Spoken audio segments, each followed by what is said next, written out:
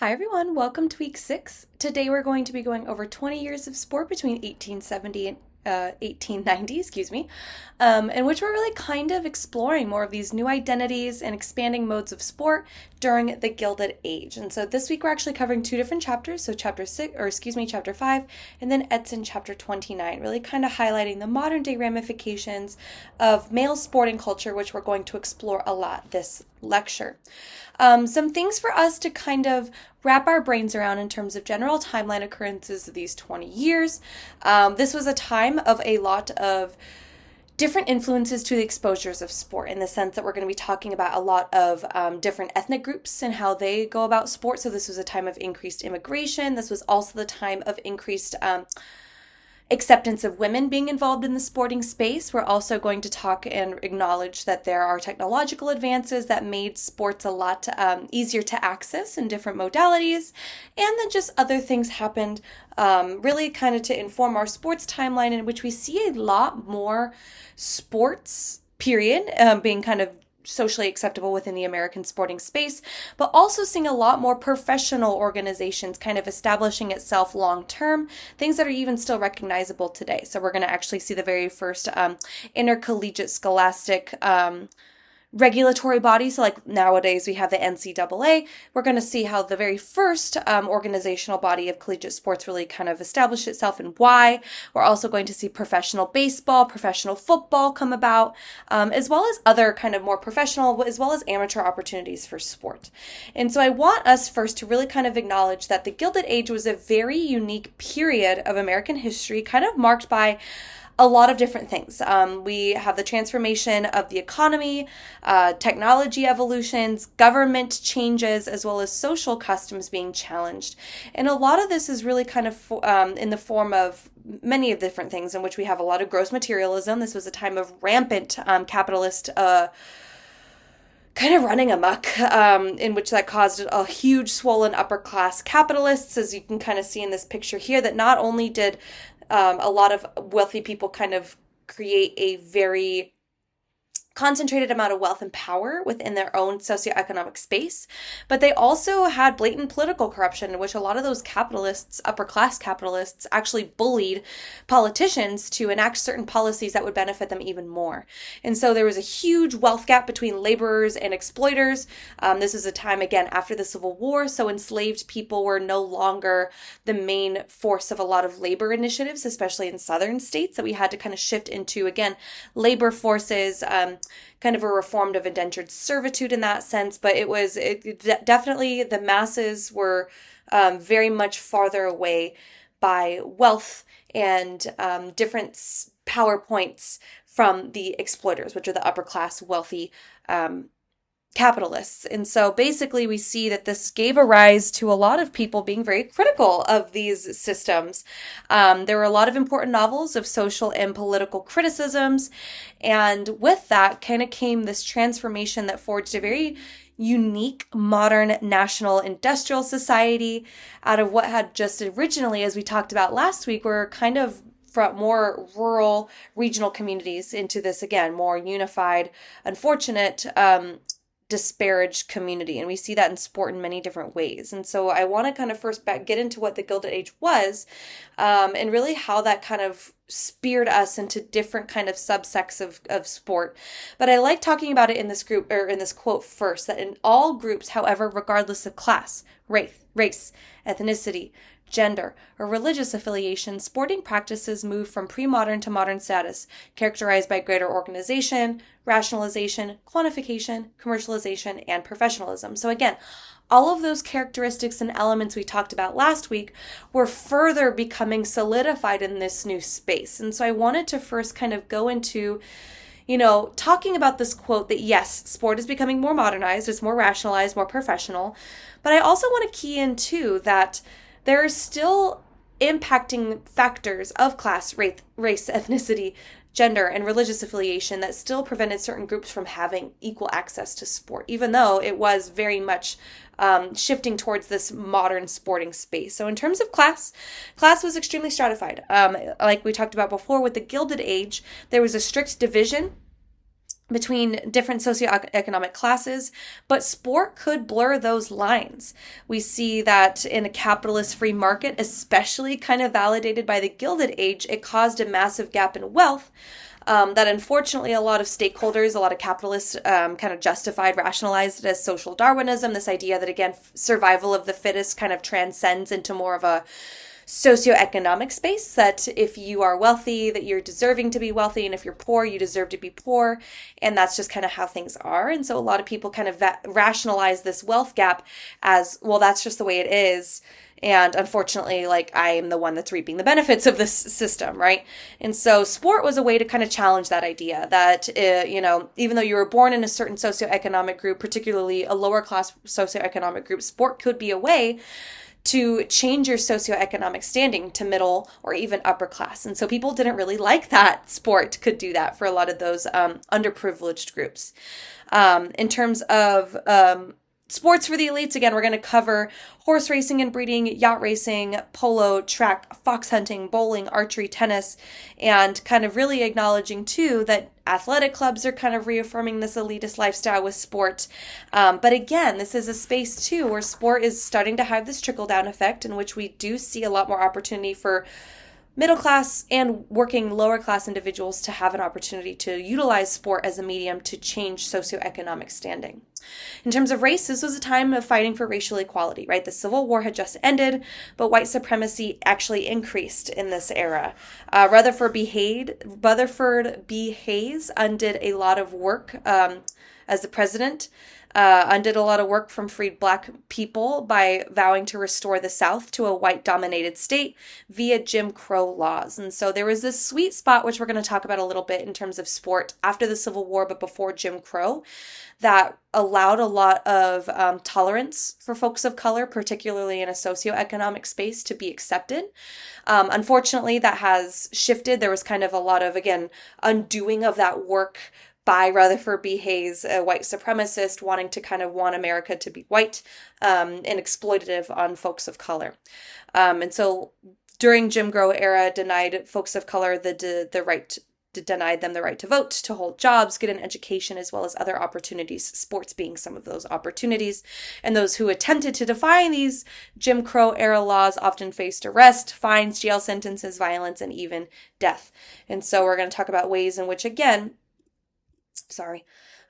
we did have this very interesting kind of period in history in which we did actually have a lot of integration of sport based on race and ethnicity, but that unfortunately kind of was done away with a lot of Jim Crow laws that were enacted. In terms of ethnicity, this was a time of a lot of immigrant groups coming in, bringing in their own unique sporting cultures, and so cultures were preserved and encouraged through their own respective sporting groups. In terms of gender, this was the time to fight for gender equality, right? This was the another women's suffrage movement, the ratification of the 15th Amendment, and so we see this very explicitly accepted in the sporting space as well. And then finally, for religion and religious affiliations that formed through the various Y groups that we talked about last week, really expanded and provide more resources to its members, as well as kind of spreading the gospel of Christianity, Judaism, Catholicism through sport. And so that's kind of just an overview of what we're going to be talking about this week. But I first want to go into ethnic identity and sport. And so again, this has kind of always been the struggle of America, as one, being a space of like a melting pot, right? This idea that people coming in from different groups, different nationalities, different backgrounds, to a space of, ideally tolerance, that we're learning from other people and other ethnic identities and national heritages. But we also find that too, for a lot of people who aren't, naturalized white American citizens, they have a harder time being accepted. And so there's this interesting kind of dichotomy for a lot of ethnic groups of how far do we want to Americanize ourselves without really having any cultural erasure that would happen if we wanted to maybe whitewash or Americanize our cultural identity to feel more accepted. And so for a lot of ethnic groups in this era in particular, they actually formed their own sporting organizations because they were explicitly excluded from being involved in not only wealthy sporting clubs, but mainstream American sporting clubs, because either they represented or looked different than what people perceived America should look like. They came from different places. They came from different backgrounds.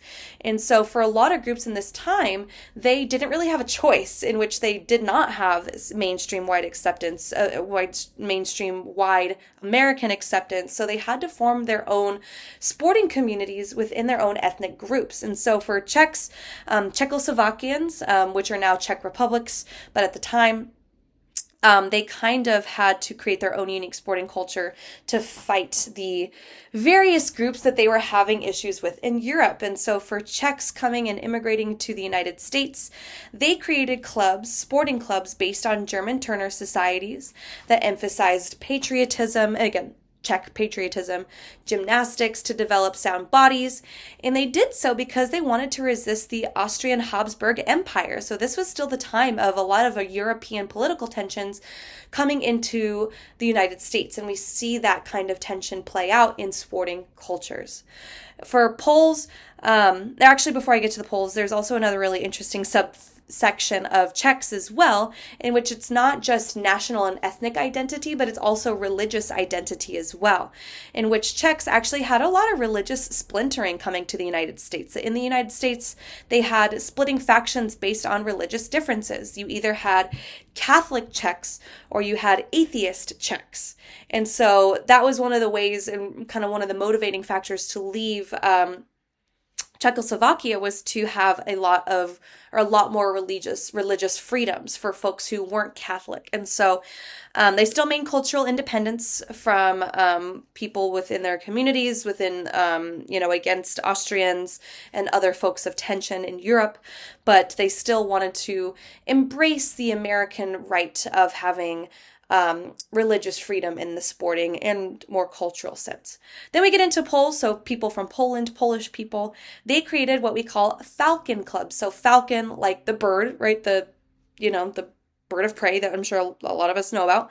That's what they're called. They're called falcon clubs. And so very similar to German and Czech organizations, falcon clubs held their own traditions of gymnastics. But what they did very differently than Czech sporting clubs is that they actually tried to assimilate into American culture by playing American sports like baseball, football, and bowling.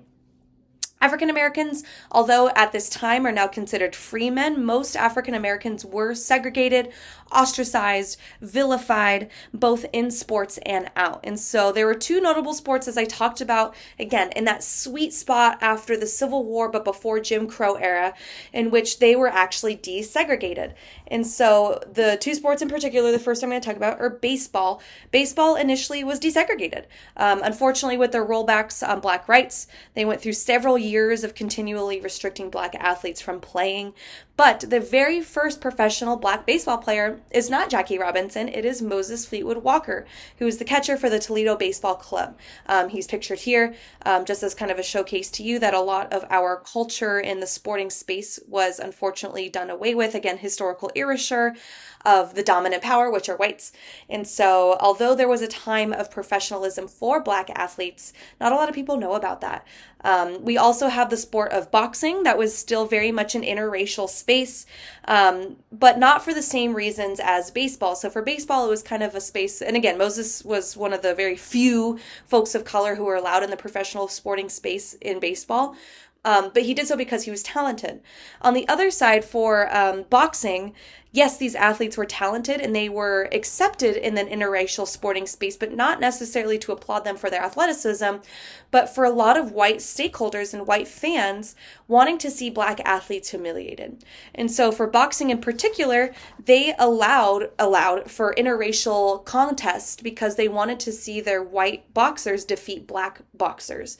And so they sometimes saw that, right? Sometimes Black boxers would go against what was expected of them and actually defeat the white boxer, and then they were faced with, threats of lynching, of hate, of, discrimination, all these different things. And so a lot of the times we see that for these interracial bouts, they were fixed in the sense that they often paid off the athlete of color to lose to the white athlete to reaffirm these ideas of white supremacy. And so we see this quite a lot. But eventually, because African American athletes were unfortunately restricted from being invited or being accepted into mainstream sporting spaces, had to consequently form their own clubs, their own leagues in order to play the sports that they wanted to. For Irish folks, these are actually considered the lowest rung of folks in the social class ladder, because for a lot of people, they thought of enslaved people to have at least a bit more power because they were considered property, so they inherently held more value. Irish and Irish Americans did not. And so their whiteness proved to be an asset in the socioeconomic strife for increasing their social standing. And that what sport was a way for them to kind of allow themselves to gain that upper hand. So they're able to utilize their whiteness as kind of a capital for socioeconomic standing. But for a lot of Irish and Irish Americans, they did not get met with the same acceptance as, Protestant, or excuse me, as English, French, or Spanish, other types of white groups in the United States. And so for a lot of Irish and Irish Americans, they utilize sports to kind of establish themselves, to have greater social clout, utilizing sport and their sport dominance to do so. And so there are some sports that were more popular than others for Irish and Irish Americans. They utilize sports heroes to allow themselves to have more upward social mobility. So for boxing in particular, athletes like John L. Sullivan, he was extremely dominant in his sport, so much so they actually caused an increase in rules and regulations in order for him to not be as dominant as he was. Because again, people didn't really accept Irish people in the same sense as other more acceptable mainstream white American types of social and racial groups.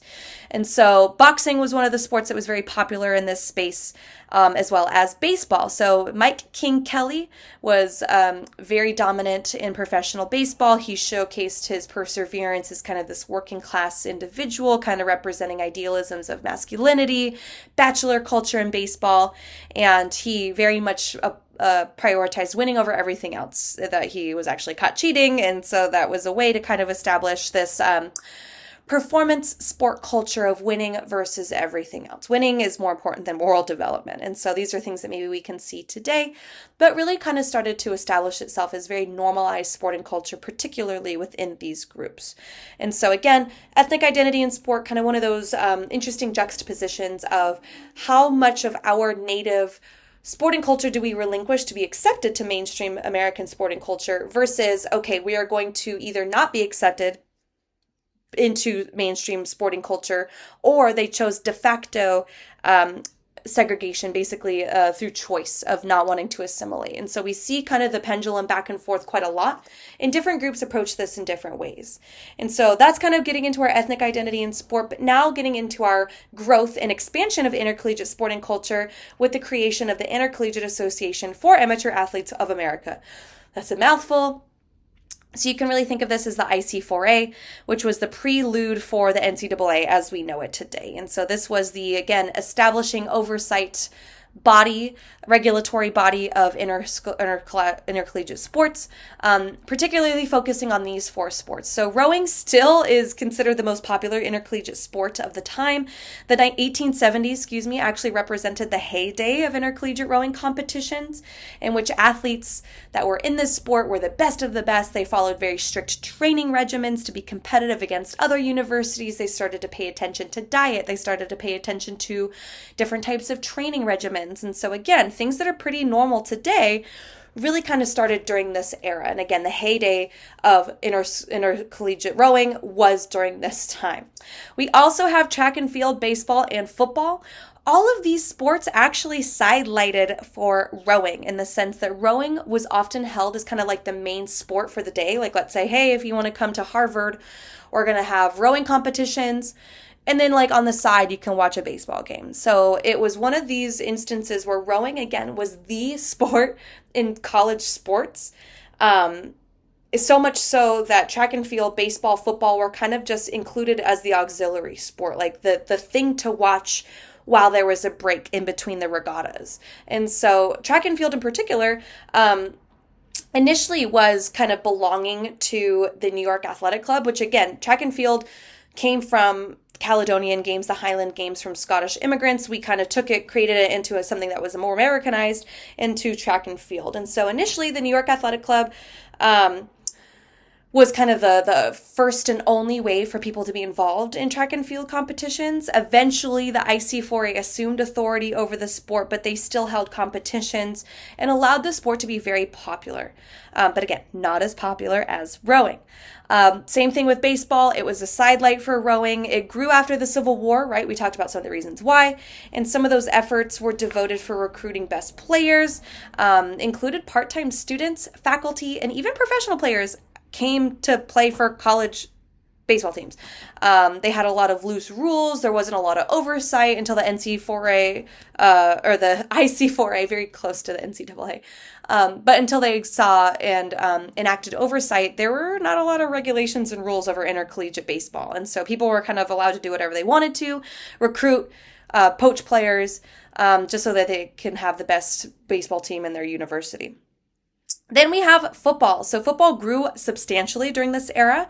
Football was a sport that was created in England, actually, similarly to baseball, but really kind of established itself as American because when it came to America, American football was a sport controlled by the athletes in means of rules, evolution of the sport, travel, competition, commercialization efforts, right? How are they going to make money playing this sport?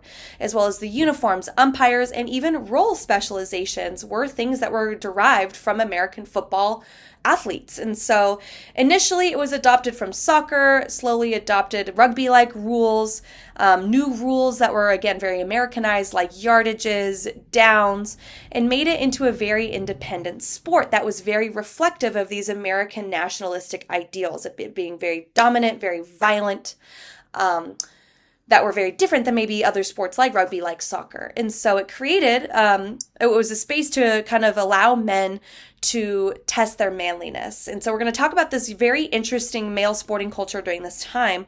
But a lot of these ideas of social Darwinism still kind of proliferate into the sporting space, particularly in football. The idea that, again, the survival of the fittest is really only afforded to those who are the strongest, the most violent, maybe the least weak, right? And football is a sport that very much can kind of weed out people who don't demonstrate these values very well. And so the idea of social Darwinism supremacy was very much highlighted in these masculine ideals of football, particularly with winning and utilizing violence and strength, dominance over others. And so it was developed and really kind of became very popularized during this era as a way for white men to prove themselves to others. As we're going to talk about, this was an era that we didn't have a lot of warfare, and so there weren't other outlets for men to really kind of have male opportunities to develop themselves with masculine idealisms, but also between themselves, like who establish themselves as the better man over other men. And so this kind of gets into, like I said, this very unique male sporting culture at the time, because of the increased modern industrialization complex, as well as the loss for, or the no opportunities for warfare to kind of demonstrate these characteristics. And so this increase in modern industrialization really diminished the need for physical laborers, right? As things became more industrialized, more streamlined, there was less of a need for people to be out in rural communities to live very labor-intensive lives. They were in factories, right? They were able to, again, 9 to 5, the clock fare of, you have a job, you're doing this one task every day forever until you die, was very normal and very expected for a lot of people in the industrial complex of America.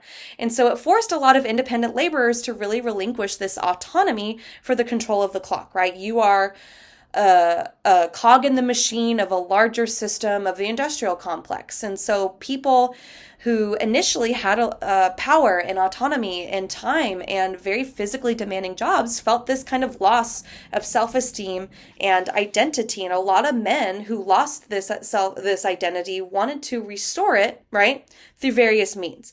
In particular, in the American industrial complex, there were a lot of people in general who wanted to reclaim this sense of identity, in particular men. There was a disproportionate number of men in America from an increase in immigration, and so it forced a lot of these men to become bachelors. They no longer were expected to be, fathers or homemakers because truly there weren't enough women for them to marry at the time. And so there were a lot of young bachelors at this space. And so there was a lot of male kind of loneliness, loss of identity.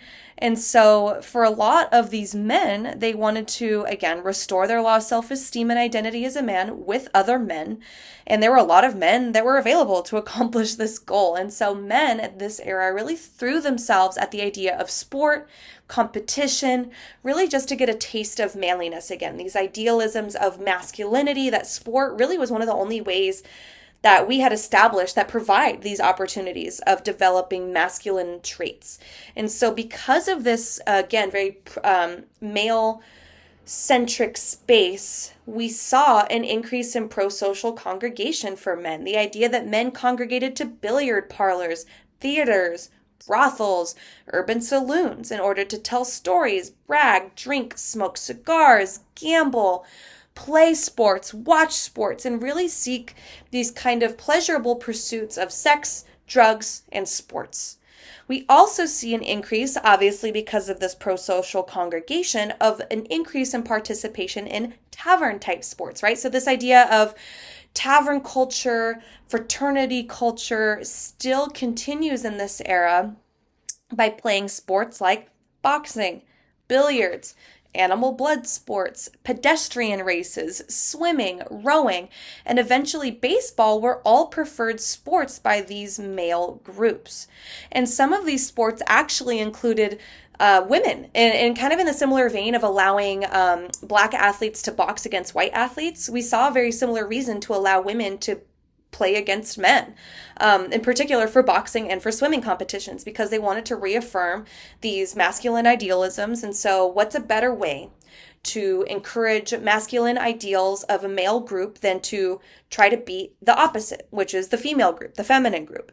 And so we see a lot of these kind of interesting sporting contests in which we see masculine idealisms be reaffirmed by trying to beat the opposite. So this idea that in order to affirm your masculinity, you have to prove that you're not feminine. And you do so by beating women in sports.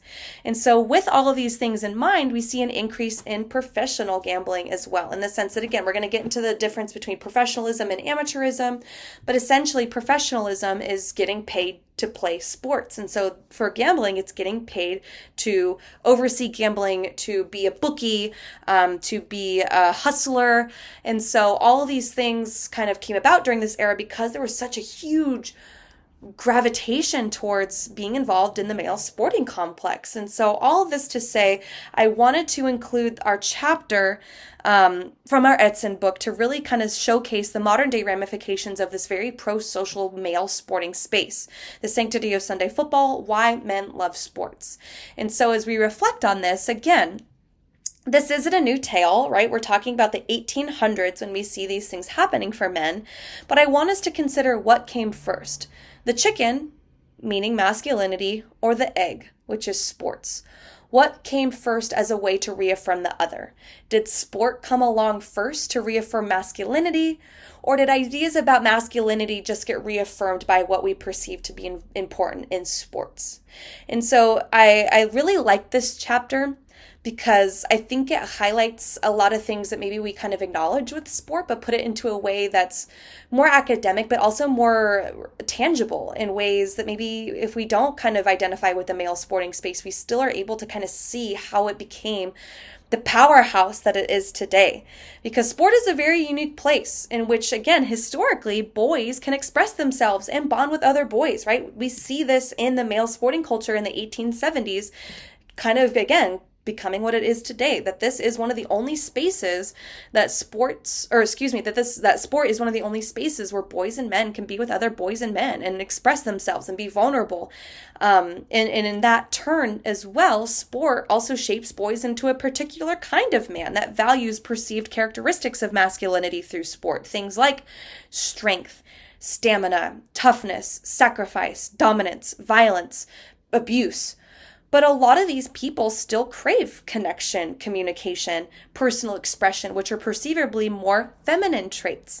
And so masculine values and particularly for boys and men, are perpetuated by people around them. So parents, coaches, peers, the media, are expected to, or they're the ones that kind of shape these expectations for boys to be masculine, men to be masculine, while these more feminine values are discouraged, even though they're essential for holistic development. And so for a lot of boys, they're kind of forced into this box. This masculine ethos forces boys into a box of being socially acceptable in sports and in life if they embody these masculine characteristics and deny or reject these feminine characteristics, even though sport, ironically, does provide a space for connection and pro-social behavior.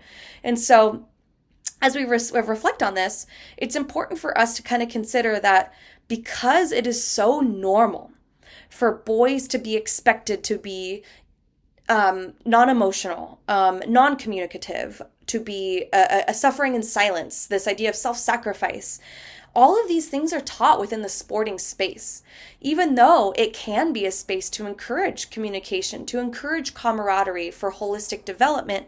It's often not. And it often has become a way that this is very normalized, a normal way of life and living, making it harder to really question long-term generational effects of this hyper-masculine idealism through sport. And watching sports also allows men to kind of have vicarious experiences of playing sports. Maybe they're past their prime or whatever. But watching sports also allows men to live vicariously through these athletic experiences to reinforce, rework, and maintain their masculinity.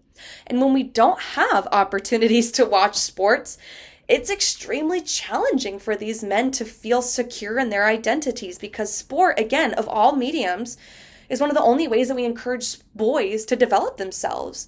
And so it's very interesting too, because I think it's best seen when these opportunities to watch and play sport are taken away. And I think one of the best examples in modern times is during COVID. The idea that they're experiencing this powerlessness, the idea that things are not normal because sports are not around. What do I have if I don't have the identity of sports anymore because it's taken away by something? And so we saw this with COVID. That's the exact same thing that happened in the Gilded Age, when before this time, warfare, being a laborer, you're being your own boss, or kind of some of the ways that you're able to reaffirm these idealisms of masculinity. But now those things are gone in the Gilded Age. And so they had to gravitate towards sport as that medium to develop their own masculinity. Today, when sport is taken away, what else do these young boys and men have?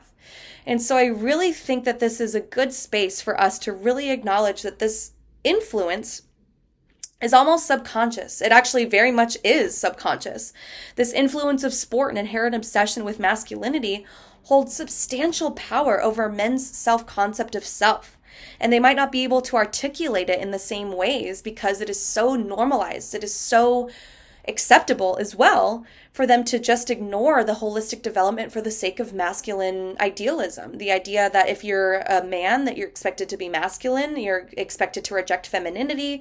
And so it is so deep that this sense of sport and masculine development penetrates their sense of self. And if they really did spend a lot of time reflecting on how sport kind of pigeonholed into this one type of manhood, it might come at the cost of losing their sports fandom, acknowledging that sports are very good, right, at creating a certain type of man, but at the expense of a holistic development. And so I really like this quote too from this chapter, that men fit together so tightly, so seamlessly that they achieve their effects, learning to be a man, male bonding, male authority, and the like, without seeming to be doing anything more than tossing a ball, watching a Sunday afternoon game. And so I bring this up again as a modern day kind of really ramification for this adherence of sport being one of the only spaces for men to develop as men, and really kind of be critical of that and how that manifests itself in toxic masculinity in sport. The idea that, again, in order to be a certain kind of man, you have to be violent, you have to be dominant, you have to do whatever it takes to win. And so our documentary this week is really kind of following that, the historical instances and narratives surrounding violence in sport, arguing that MMA and football have taken the place of boxing, that because it gives the gratification of violence and social mobility and masculine validation that boxing once did. And so as you watch this documentary, Please take note of the answers to the following questions. What was the infamous fight that brought boxing into public criticism? How did medical associations react to boxing? What about the public? What about sponsors? How did football athletes show physical effects of violence in their sport? How have football players reacted to the NFL not protecting them when it comes to traumatic brain injury in sport? And then as a personal point of reflection to you, what would it take, if anything at all, to get people to stop supporting the sport of football? And we talk about football quite a lot, just because, again, in this era that we're talking about, this 1870s to 1890s, we do see it grow quite a bit. But it does hold substantial cultural power, especially for men in the United States. So please let me know if you have any questions about the doc, and we'll go ahead and continue from there. This is kind of my personal point of reflection for that. You do watch the documentary because I don't answer all the questions here. But they make a lot of statements saying that because football is so popular, it's because they make the argument that human beings have this kind of carnal, innate gravitation towards violence. And within the context of American society, especially as we become more modern, more rationalized, more civilized, right? That it's only acceptable to watch or participate in violence if it's within the context of sports. And we've seen that already in our various weeks of class, that violence is, and with dueling, right? Violence was very perplexing to a lot of religious leaders for the middle class who would duel because they didn't think that those behaviors should be acceptable in this modern civilized society. And we can still make those arguments today that, violence is only acceptable within sports. But then there's also this hypocrisy that comes along with it because, a lot of people, especially middle-class white Americans, aren't letting their kids play football because of these issues surrounding violence, but they're still watching it. And so by watching it, are we condoning this violence to happen for more marginalized groups that do put their kid in sports? And so I want us to be very critical of these things, that somewhere out there will be kids that see sports and football in particular as one of their only ways out, right? This idea that utilizing sport as means of developing upward social mobility.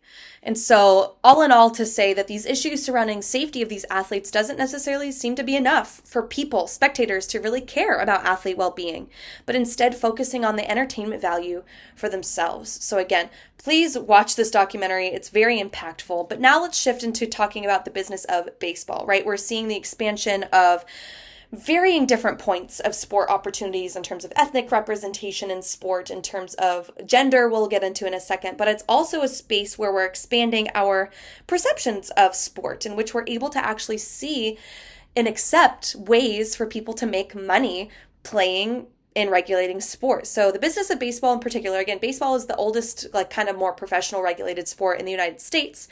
And so I want to kind of get at some key points in the development of that professionalism with this sport. So in 1869 was the very first professional baseball team, the Cincinnati Red Stockings, and they went on their very first national tour. And they did so for a lot of different reasons. There were a lot of political and economic motivations. It was a political move by Cincinnati businessmen and city leaders who were the ones to financially sponsor the team. They were the ones paying these athletes to go and play and showcase the sports to various groups across the nation. They also recognized that with this tour, it was a way for these businessmen, city leaders to expand potential business avenues. And so they were kind of used as a medium to expand their capitalist agenda as well. So not only did they promote kind of that Cincinnati was a very cool city to allow this to happen, but they also recognized that this was a space to make money in other spaces, other cities. Soon another professional team, the Chicago White Stockings, followed suit in 1870. I'm sure those are very familiar kind of names to us. This was also a time in which players had salaries, but would often break contracts. Just like with collegiate baseball, there was little to no oversight of kind of the regulatory factors behind professional baseball. People would break their contracts a lot. They would sign somewhere, then they would go and follow teams that offered them more money. And so there was really not a lot of stability and assurances for these owners, these general managers to say and keep these athletes because they're just going to go and chase whoever offers them more money to play for their team. And so this eventually led to the creation of the National Association of Professional Baseball Players in 1871, right? We talked about them last week. Eventually, this evolved into the National League, which is still around today, in 1878. And it really allowed owners across the country to maximize profits through different means, right? These owners of these professional teams wanted to ensure that they're going to get their money back for putting all their money towards developing these athletes, getting the best athletes, winning these competitions. And so they did so and maximize profits through different means. First of all, they rebranded. And when you consider, the different brands, the different kind of associations we make with various sports, even various clothing brands, various people, right? People have a brand. And so they recognized that baseball needed to be rebranded because even though it was considered a gentleman's sport, a lot of people still were debaucherous playing baseball, all right? A lot of the pro-male fraternity sporting spaces that were very debaucherous, very alcohol friendly, very gambling friendly, they played baseball too. And so a lot of owners recognized that they needed to rebrand it to make it more palatable to a mainstream white middle class America. And so they wanted to rebrand baseball into a wholesome sport. So more, again, white middle class Protestant families would buy tickets to spectate the games. They wanted it to be much more family friendly than baseball was kind of evolving into. They also wanted to make baseball extremely exclusive. They limited membership for people and teams to be invited into the National League, which was, again, more or less kind of the only legitimized professional organization for baseball. And so they wanted to limit the membership to make sure that the individual teams were as competitive against one another as possible. They didn't have the 212 teams that we talked about before. And they wanted to limit athlete rights because before the creation of the National League, athletes did whatever they wanted to, and they really did so with the pursuit of money, right? They wanted to make as much money as possible if they were good enough, all this stuff, right? These are things that we still see today.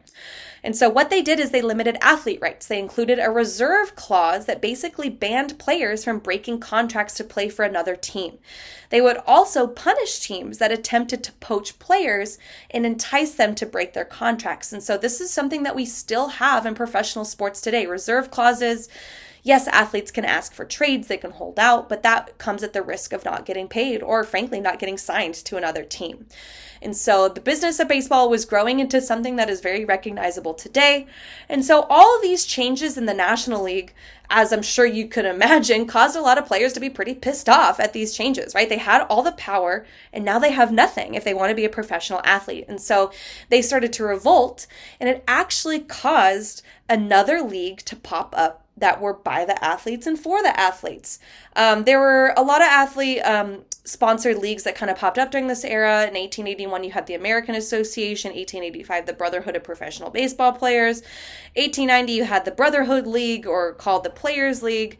None of those leagues really survived, right? You had the National League, which was kind of this, again, legitimized professional baseball organization, right? If you weren't in the NL, you were going to have a hard time competing and staying afloat financially compared to them. And so none of them managed to stay around or survive long enough to really establish themselves as a legitimate threat until the American League that was created in 1901. We're going to talk more about them in a couple weeks.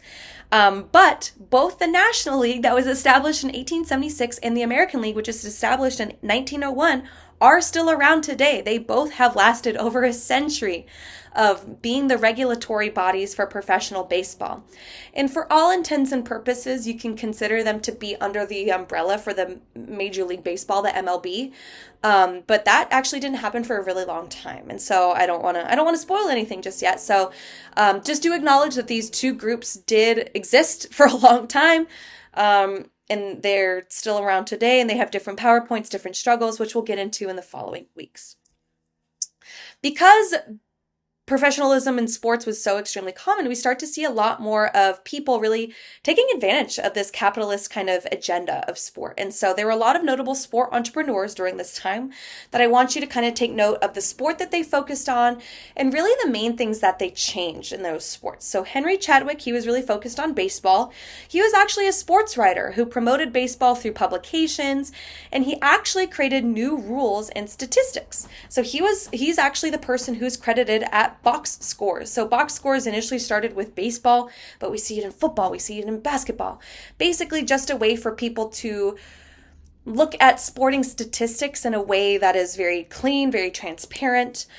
He also is credited at creating batting averages as kind of another statistical point to compare between people in their professional baseball careers to say who's better than who based on these statistics. And so, yes, he was a sports writer. He's actually an English immigrant who came to New York. He was a sports writer who covered baseball for the New York Herald. He eventually moved into other spaces. He served as editor for the Beatle baseball player magazine. And he actually created the Chronicle. So the Chronicle is a weekly paper that promoted baseball and really established its character building influence on men. So this was one of the spaces in which these, again, rebranding efforts utilized the media in order to do so. Through the Chronicle, through sports writers, mainstream Americans were able to kind of see, oh, baseball's, a good sport now. It's not this debaucherous fraternity sport like it used to be, right? Oh, maybe I'll go buy a ticket and watch our local team. Then we have Richard Kyle Fox. He was a sports writer who took control of the National Police Gazette. And he was kind of credited as being one of the first sports writers to really sensationalize sports, particularly the sport of boxing. He not only was one of the best boxing promoters, right? He was the one who told people about where it was. He actually married it with this idea of it being a very dramatized event, which if any of us are in the the fighting sport space, so like MMA, UFC, boxing even, they very much capitalize on the drama of like leading up to the bout, right? So like the whole week before, they like do the weigh-in and they're like doing a face-off, oh, so-and-so is going to beat who, they have this record, this background, this type of, sporting style or fighting style. And he was credited as being one of the first to do it. That's something that's very normal in the fighting culture today. But yeah, he was the one that not only was the best boxing promoter because he made it very dramatized, he also invented the weight class system, something that, again, is kind of the backbone of most fighting sports today, that you're able to fight people maybe not necessarily by race, but maybe not necessarily by age, but by how much you weigh.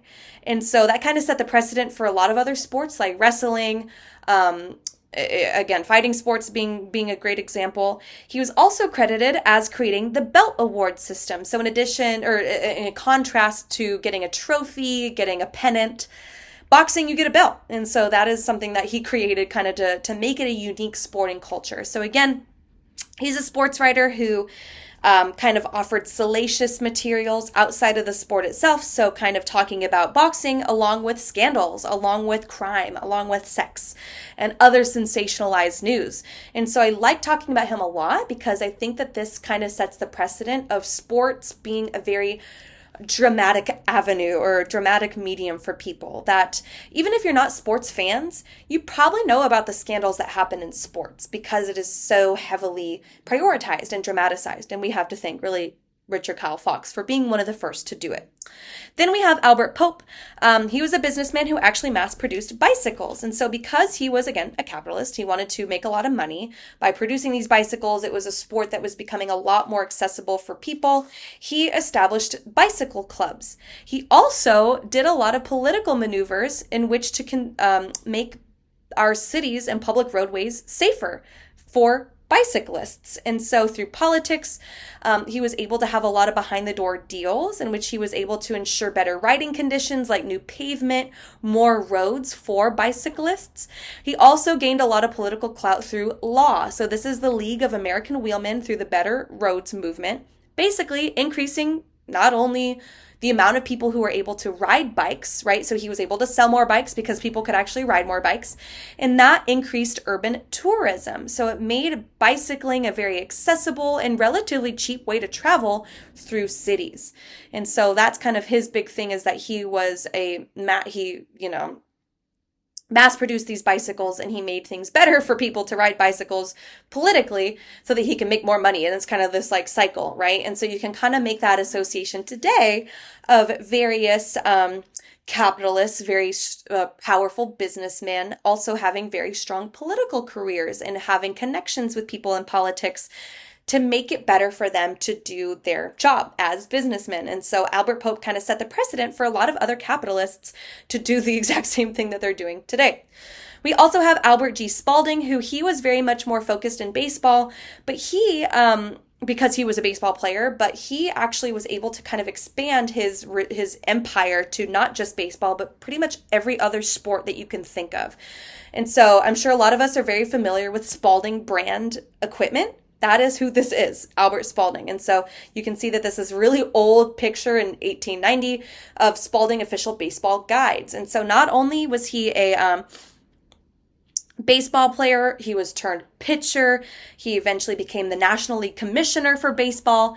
He then became a businessman who began to sell the first official sporting equipment on an international scale. And he did so through these guides. So he was able to utilize these kind of pamphlets to teach people about these sports, while also saying, hey, you learned all about this sport. Why don't you buy my stuff so that you can be the athlete to know and do these sports that you just learned about? And so he was very, very powerful during this time.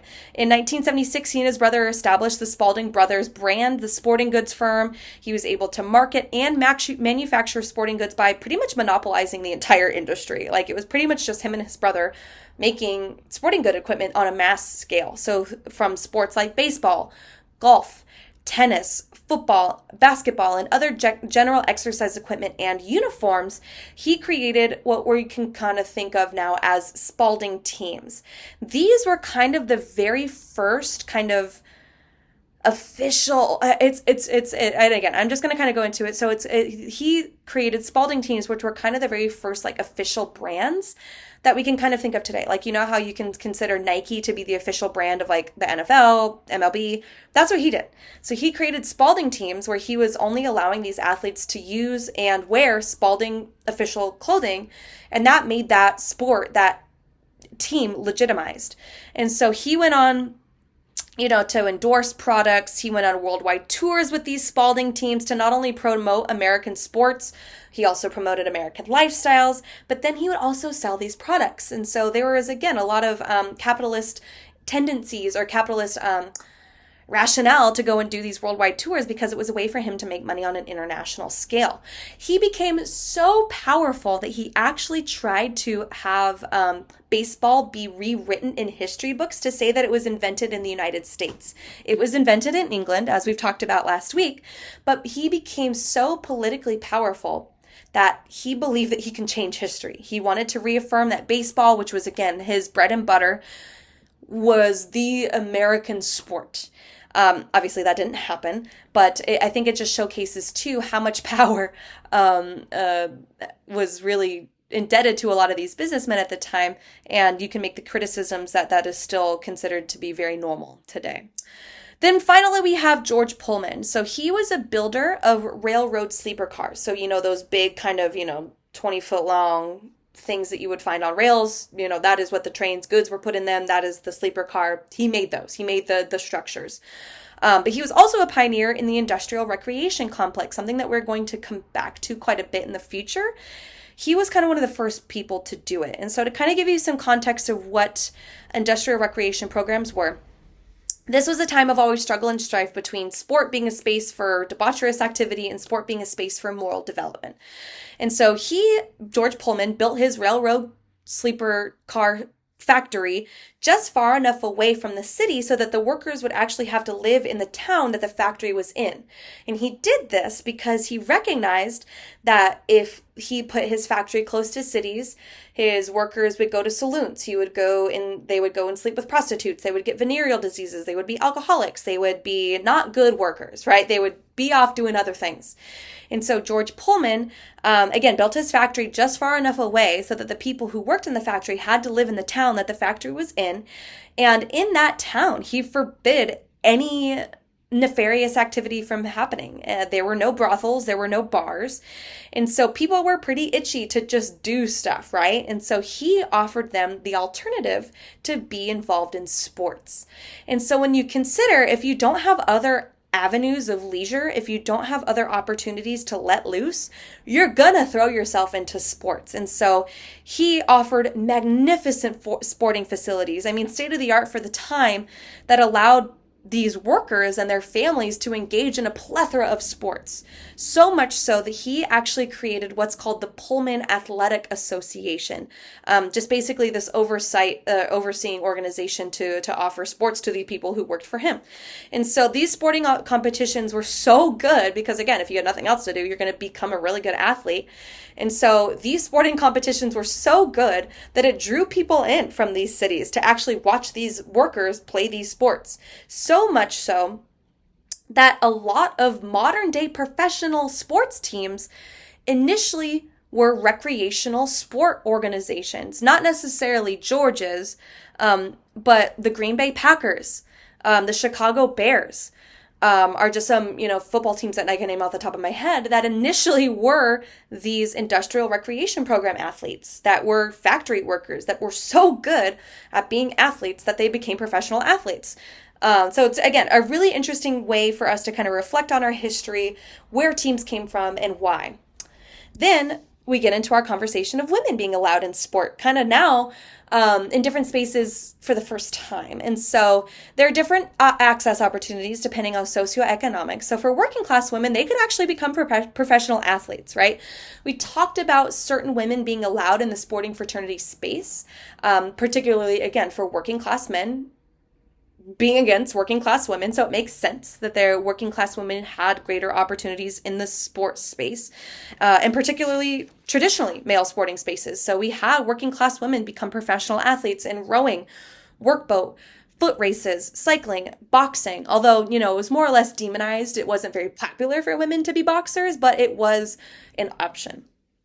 On the contrast, for middle and upper class women, they still had to prescribe to these more feeble feminine gender roles. And so they could play more amateur dignified sports, but only sports that really fit the perceived gender norms and expectations of the time. And so there are three main kind of groupings of sports that are documented as being more accessible for middle and upper class women. One of them being croquet. Croquet is very gentle. It's also co-ed, so you can play with men. And it's also very family friendly. So you can have people of all ages playing against one another. And it's really interesting because croquet is a sport, even though it is pretty, it's not very physical. It's pretty lax in compared to other more traditionally male sports. This was a space that a lot of women challenged gender conventions. A lot of gender roles were challenged on the field because women would cheat. They would embody these characteristics that they learned from the men, and they would do so to intentionally sabotage their male competitors. They wanted to embarrass them and basically make them look like fools. Some of them were good on their own right. They could beat men on their own volition, but it was also a space for them to, again, kind of beat them at their own game. It was also a space for women to showcase their athletic superiority, in addition to humiliating their male counterparts, to really challenge these conventions that women shouldn't be allowed in the sporting space. We also have lawn tennis, being a generally acceptable sport for women to play. This was actually introduced to women by a woman. It was introduced by Mary Ewing Outerbridge to the United States in 1871. And they consequently formed the United States Lawn Tennis Association in 1881. And very similarly to other kind of elite sports, it was typically reserved for folks who were wealthy enough to afford the club dues, club memberships. And so lawn tennis was really only for upper class affluent people who wanted to play this sport. And it can be played single or co-ed for men or women playing alone or for women to play with men. They had tournaments every year for both international, domestic competitions, and it did allow an English sport to be popularized in America because it was considered okay for women to play. And then we have collegiate sport, right? So physical education was acceptable for women, right? They did calisthenics, they did, rudimentary gymnastics, but colleges started to accept women now. Again, this was a place in history of women's suffrage. They wanted to have more opportunities for equal education and equal access to society. And so part of that equal access was through sports, particularly within the college space. And so they played sports like archery, croquet, badminton, ball games, boating, gymnastics, baseball, ice skating, rowing, and even roller skating were acceptable sports for collegiate women to play. Although it was still amateur, they were not allowed to get paid to play sports. We still see that this is a space for women to have a bit more parity compared to their male counterparts. And so we're going to go ahead and wrap up today by talking about kind of this interesting pull that happens during this time. Again, a time of rampant capitalism, rampant consumerism, this huge divide in power and wealth between working class and upper class exploiters. We also see a lot of these class issues illuminated in playing sports. So we find that overall, upper class people really desired amateurism in how they watched and played sports. They thought that if you were paid to play sports, that it was extremely immoral, undignified, and that you were selling out, right? Because for a lot of upper class people, middle class people as well, they believed that sport was a place of moral pursuit, right? This idea that you're developing yourself as an American, that if you accept money for doing these things, that you're considered to be immoral, undignified, that sport should be just a place for physical, moral, and spiritual development. It should not be a space to let capitalism kind of, come into this space. Interesting, though, because it's very ironic in the sense that they, too, have kind of earned their money off of capitalist exploitment. But anyway, I digress. On the flip side, working class individuals desired professionalism. They thought, well, shoot, if all things are fair and equal, why not let sport be a place for me to earn some money? Why not let sport be a place for me to maybe achieve better social standing through financial gain? And so they saw sport to achieve means of upward social mobility in order to make a living. And so it was interesting because, again, on both ends of the spectrum, middle class kind of had a little bit of both, right? Depending on where you are, what communities you're a part of. But this amateurism conflicts with these American characteristics like competitiveness and dominance, right? This idea that if you're going to be the best, you should get paid to be the best. And so it highlighted very interesting instances of hypocrisy because a lot of rich, powerful people wanted to maintain sport as a character building institution. They actually created sporting associations and competitions only for amateur athletes.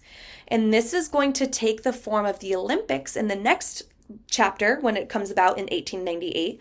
Because they wanted to have a place where people liked to watch it, right? They wanted to make it extremely fun, extremely exciting, but they wanted it to still be a space of moral development and moral integrity. And so really highlighting these two instances of hypocrisy, one is that at these amateur competitions, they would hire professional coaches to teach the athletes. And so it's kind of one of those things too, where now, the modern day ramification of this is, in the early 2000s, you had issues of name, image, and likeness. And we're going to come back to name, image, and likeness a lot at the end of the semester.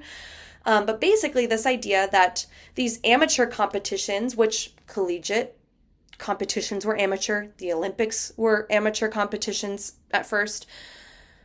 Why does it make sense to have a professional coach when you can't have professional athletes? The coaches are getting paid to be the best coaches they can be. Why do we not have that for the athletes? So that's one instance.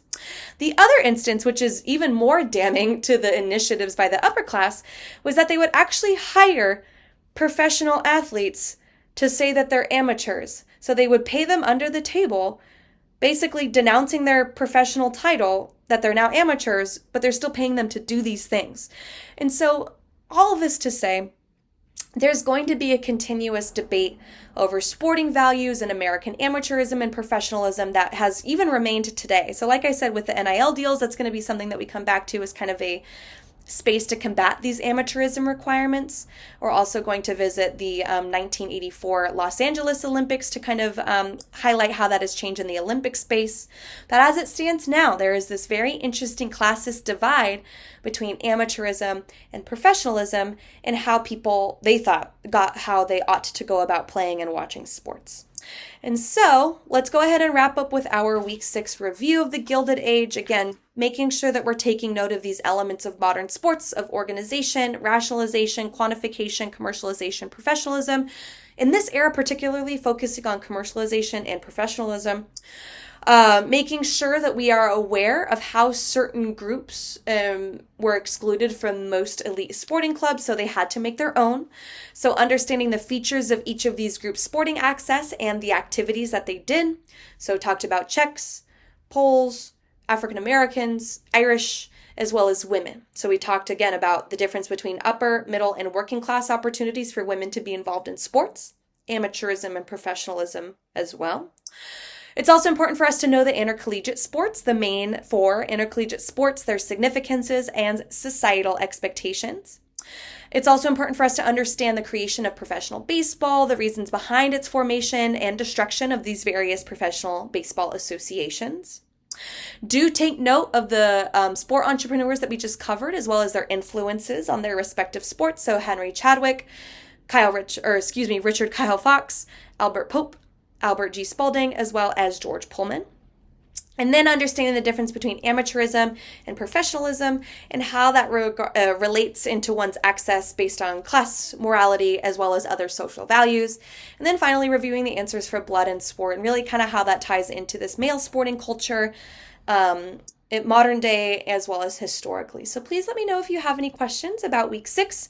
Next week, we are going to be finishing up this unit before our midterm. So only going over 10 years of sport between 1890 and 1900. There's a lot of stuff that happens, particularly because this is considered the early progressive era. So pretty much trying to fix everything that happened that was bad in the Gilded Era is what we're talking about here. So American sport and societal change during the early progressive era. So please read chapter 6 and Etzen chapter 6. And we're also going to be watching Little Big Men.